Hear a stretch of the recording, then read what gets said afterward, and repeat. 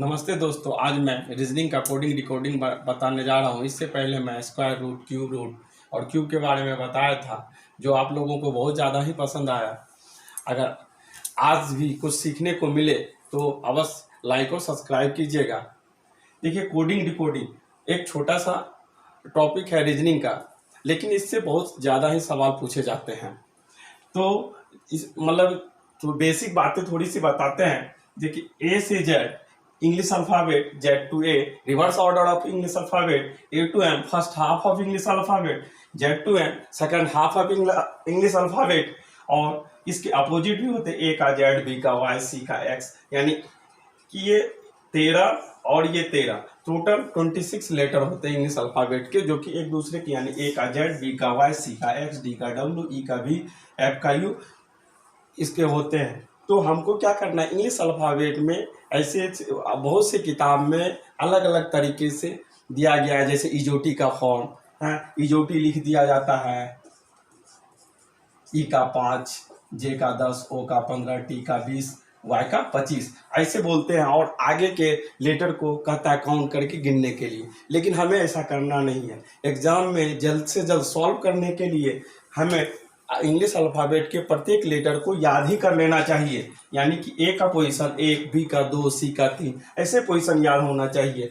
जैसे कि आज हम देख रहे हैं, और इसी में पूछा जाता है कि डायरेक्शन, यानी कि ए के लेफ्ट में कौन है, जे के राइट में कौन है। तो डायरेक्शन में थोड़ा सा देख लीजिए, मैं बता रहा हूँ। इंग्लिश अल्फ़ाबेट का अपना कोई फेस नहीं होता है। जिसका अपना कोई फेस ना हो, जिसका अपना कोई फेस ना हो, जिधर अपना बायां, जिधर अपना बायां उसका भी बायां, जिधर अपना दायां उसका भी दायां होता है। मान लीजिए कि ये कोई पेड़ है, और इसमें अगर हम आपसे पूछे कि इस पेड़ का बायां किधर है, तो आप ढूंढते रहेंगे कि इस पेड़ का बायां किधर है। लेकिन इस पेड़ का कोई अपना फेस नहीं होता है, इसलिए अपना जिधर बायां है, अपना जिधर बायां है इसका भी बायां होगा, और अपना जिधर दायां है इसका भी दायां होगा। हम अगर बोले कि यहाँ से किसी चौराहे पे चले जाएं और उस वहाँ पे जो पेड़ होगा, जो ट्री होगा, उसके लेफ्ट मुड़ना है, तो आप क्या करते हैं कि पेड़ का लेफ्ट मुड़ते हैं कि अपना लेफ्ट मुड़ते हैं? नहीं, वहाँ हम लोग पेड़ का लेफ्ट नहीं मुड़ते। वहाँ हम लोग पहले ऐसा नहीं देखते कि पेड़ में किधर लेफ्ट है किधर राइट है, अपना ही लेफ्ट मुड़ते हैं। कहने का मतलब कि जिसका अपना कोई फेस ना हो, जिधर अपना लेफ्ट उसका भी लेफ्ट, जिधर अपना राइट उसका भी राइट। लेकिन जिसका अपना कोई फेस हो, जिसका अपना कोई फेस हो, मान लीजिए कि ये कोई फेस है,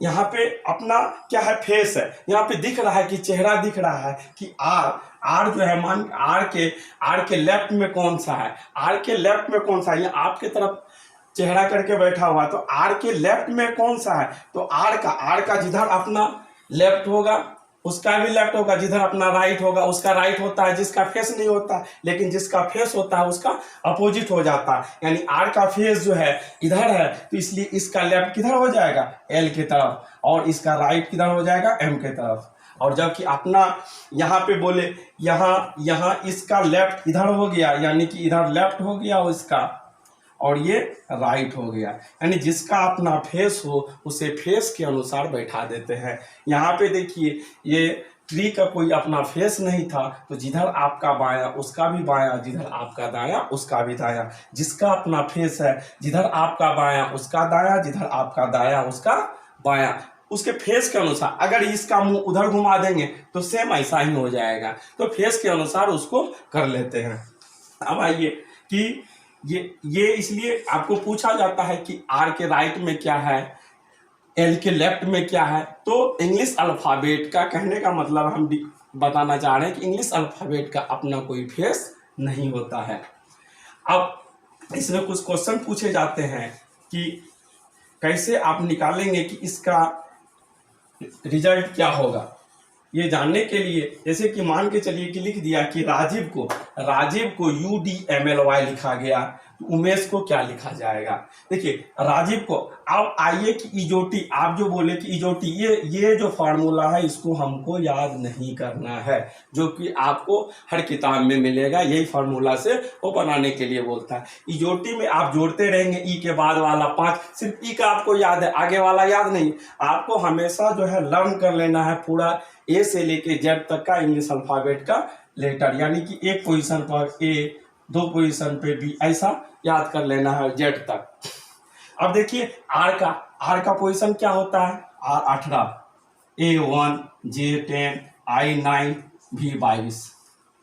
इससे क्या हुआ कि देखिए आर नहीं दिख रहा है हमें, 18 ही दिख रहा है, ए नहीं दिख रहा, 1 ही दिख रहा है, जे नहीं दिख रहा, 10 ही दिख रहा है, आई नहीं दिख रहा, 9 ही दिख रहा है, भी नहीं दिख रहा, 22 ही दिख रहा है। इससे होगा कि अगला क्या होगा हम लोग तुरंत निकाल लेंगे। तो उसी तरीके से यू का पोजीशन कितना होता है? 21, डी का 4, एम का 13, एल का 12, वाई का 25। तो हम इससे देख सकते हैं 18 से 21 हुआ कि कितना से बढ़ गया? 18 से 21 हुआ 3 से बढ़ गया। तो उसी तरह यू का क्या पोजीशन होता है? 21, एम 13, ई 5, एस 19, 8, ये भी 3 से बढ़ जाएगा। 3 से बढ़ेगा तो 24 होगा। 24वां पोजीशन किसका होता है? एक्स का होता है। 1 से 4 हो गया, कितना हो गया? 1 से 4 हुआ, 3 से बढ़ गया। उसी तरह 13 से 16 हो गया, पी 16। ये 10 से 13 हुआ, 3 से बढ़ा, उसी तरह 5 से 3 से बढ़ेगा, एच। यानी हमें एच दिख रहा है तो 8 ही दिख रहा है, 8 दिख रहा है तो एच ही दिख रहा है, ऐसा याद होना चाहिए। देखिए 9 से 12 हुआ, 3 से बढ़ गया, इसलिए 19 से 3 से बढ़ेगा, कितना हो जाएगा? 22। यहाँ 22, भी से वाई हुआ, यानी कि 3 से बढ़ा 25 हो गया, तो 8 3 से बढ़ेगा, कितना होगा? 11। यानी इसका आंसर हो गया एक्स पी एच वी के।